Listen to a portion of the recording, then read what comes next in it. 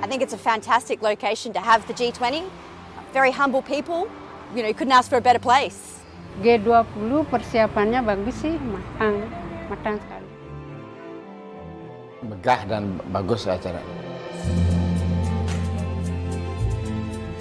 Iya, kalau saya lihat sih selama ini ya mereka tuh sepenuh hati sih ya, sampai di jalan-jalan semuanya itu mereka siap siaga.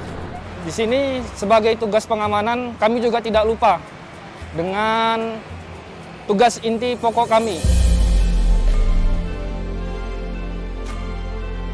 Kami juga siap mengamankan event G20 ini 24 jam non-stop.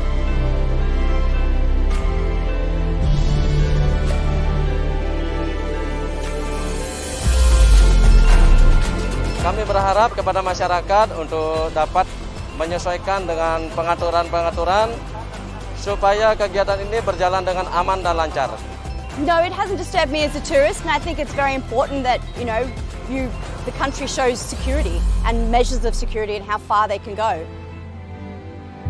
Nggak apa, bagus sih. Apalagi presiden luar tuh banyak yang datang.